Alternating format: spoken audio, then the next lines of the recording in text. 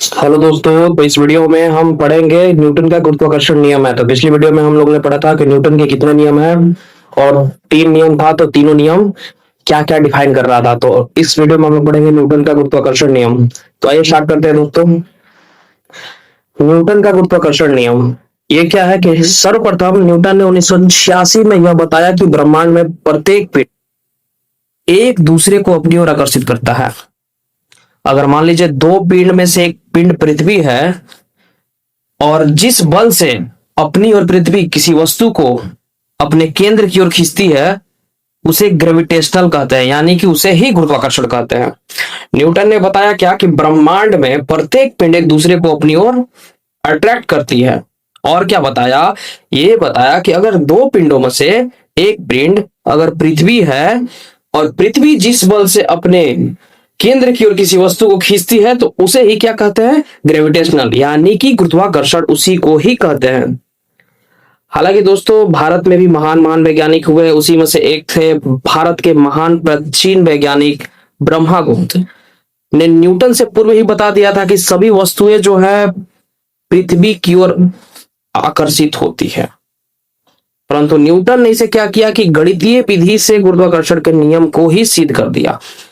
जो ब्रह्मागुप्त जी थे वो बताए थे कि हाँ सभी जो ये है वो वस्तुओं को पृथ्वी अपनी ओर खींचता है, लेकिन न्यूटन क्या किया कि वो गणितीय माध्यम से बता दिया सिद्ध करके कि सभी अपनी ओर खींचती है।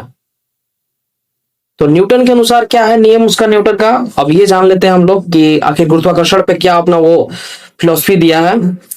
न्यूटन ने बोला है कि किन्हीं दो कणों के बीच लगने वाला आकर्षण बल उन कणों के द्रव्यमान के गुणनफल के समानुपाती तथा उनके बीच के दूरी के वर्ग के व्युत्क्रमानुपाती होता है। इसका मतलब क्या है दोस्तों, इसका सीधा सीधा मतलब यह है कि अगर ब्रह्मांड में कोई दो वस्तु है, मान लीजिए किसी का द्रव्यमान m1 है, किसी का द्रव्यमान m2 है, तो उसपे जो दोनों ओर जिस बल से खींचेगी एक दूसरे की ओर तो कैसे निकलेगा, तो उनके द्रव्यमान के गुणनफल के समानुपाती और उनके बीच का जो डिस्टेंस है उसके वर्ग के व्युत्क्रमानुपाती। यानी कि दो वस्तुएं हैं, अगर द्रव्यमान दोनों का जितना बढ़ेगा उतना ही बल भी हमारा बढ़ेगा। समानुपाती मतलब वही होता है बढ़ेगा, एक बढ़ेगा दूसरा का भी बढ़ेगा। और दूरी के बीच के वर्ग के व्युत्क्रमानुपाती, जो तो उनके बीच जो डिस्टेंस है ये डिस्टेंस है तो इसके वर्ग के व्युत्क्रमानुपाती, यानी कि अगर डिस्टेंस बढ़ाइए तो अट्रैक्शन जो है वो बल का जो फोर्स है वो घटेगा। उसके की कैसे घटेगा, तो वर्ग के बराबर, वर्ग के अकॉर्डिंग। तो ये दोनों इक्वेशन से क्या मिलता है हमको, फाइनली हमको मिलता है क्या कि F proportional m1 into m2 बटे में r स्क्वायर। यहाँ पे जब प्रोपोर्शनल का g हटाएंगे तो आएगा g। तो g क्या है, एक प्रकार का कांस्टेंट है।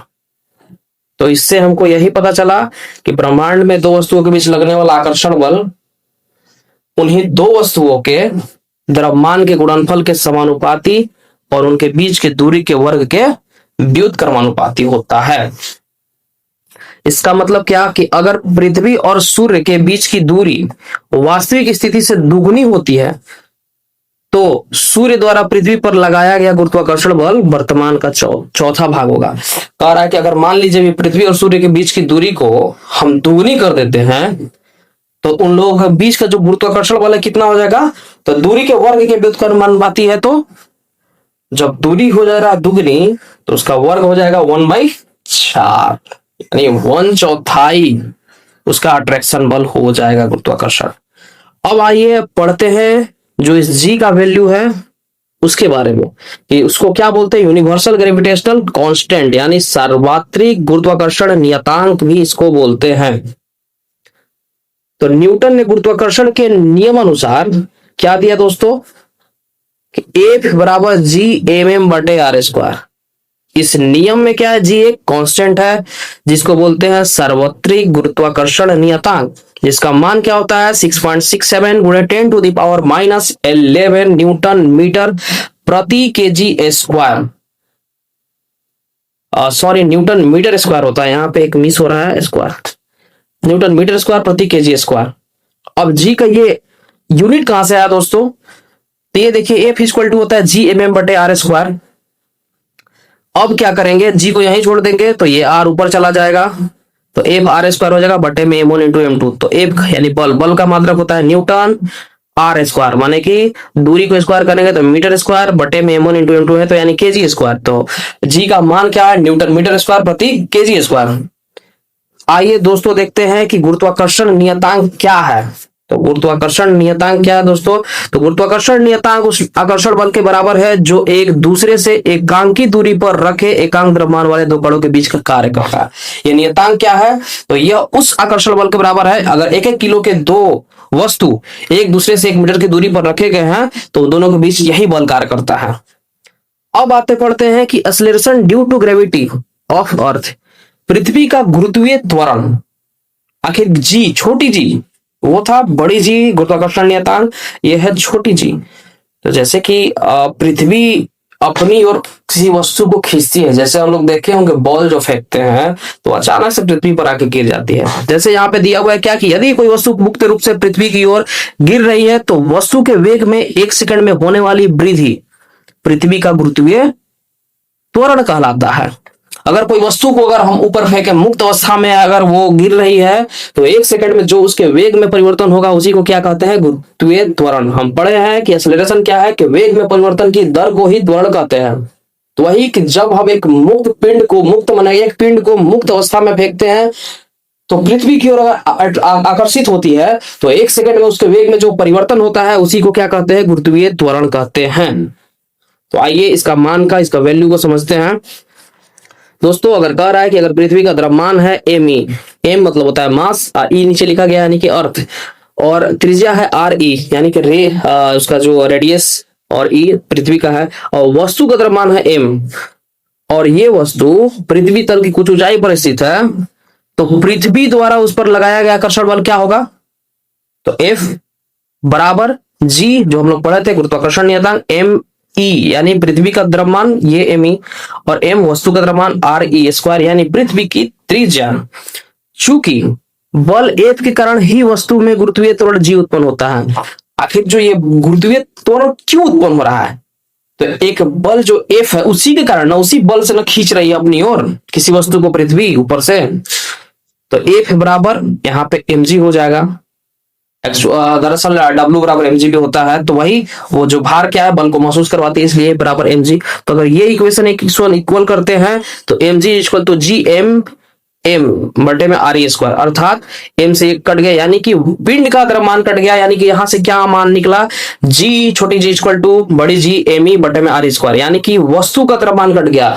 इसका मतलब साफ साफ यही हुआ कि अगर हम किसी पिंड को ऊपर फेंकते हैं और पृथ्वी पे गिर रही है तो हमको ये मतलब बिल्कुल नहीं है कि उसका द्रव्यमान क्या है, यानी उसके द्रव्यमान से स्वतंत्र हो जाता है गुरुत्वीय त्वरण।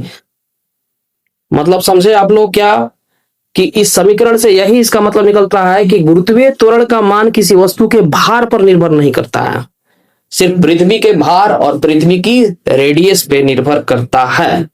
यदि समान ऊंचाई से अलग अलग भार के पिंड गिराए जाएंगे तो वे समान त्वरण से नीचे गिरने के कारण एक ही साथ पृथ्वी पर पहुंचेंगे। अगर वायुमंडल का घर्षण नगण्य मानते हैं तो कह रहा है कि अगर वायुमंडल को हम शून्य मान लेते हैं, मान लीजिए वायुमंडल नहीं है, तो हम 1 किलो का ये लोहे का कुछ बॉल फेंके या फिर 10 ग्राम का रुई फेंके, दोनों एक साथ पृथ्वी पर गिरेगा, उसमें पिंड के द्रव्यमान से कोई मतलब नहीं है दोस्तों। वायुमंडल का अगर क्योंकि वायुमंडल में बहुत सारे हवाएं होती हैं तो वो अपना रोल निभा देंगी अगर वो रहेगी, तो इसलिए इसका मतलब साफ साफ यही है कि अगर कोई वस्तु हम ऊपर फेंकते हैं नीचे गिरेगी तो उसके पिंड के द्रव्यमान से कोई मतलब नहीं है, वो दोनों एक समान ही गिरेगी। वो वही दिया है कि वायु की उपस्थिति में भारी पिंड पृथ्वी पर पहले पहुंचेगा, और जो अगर वायु रहेगा तो जो भारी पिंड है वो ज्यादा दबाव से नीचे गिरेगी तो वो पहले पहुंचेगा, और रुई वाला वही है कॉन्सेप्ट कि वो बाद में पहुंचेगा। आगे है कि अगर आदर्श परिस्थिति है तो सब चीजें चाहे लकड़ी हो, लोहा हो, रुई हो, पृथ्वी पर एक साथ पहुंचेगा, जो अभी हम बताए आपको। दूसरा चीज क्या है कि ये दिया है एग्जांपल कि बॉल पेन जो है वो गुरुत्वीय बल के सिद्धांत पर कार्य करता है। क्वेश्चन बार बार पूछा गया एग्जाम में कि बॉल पेन किस सिद्धांत पर कार्य करता है, तो गुरुत्वीय बल के सिद्धांत पर।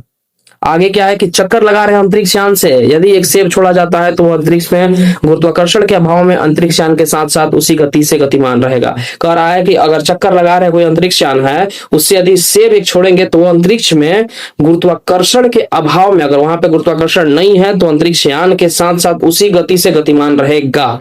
अब आइए पढ़ते हैं क्या आगे क्या लिखा हुआ है कि पैराशूट धीरे धीरे नीचे आता है जबकि ऊंचाई से फेंका गया पत्थर तेजी से गिरता है। क्यों?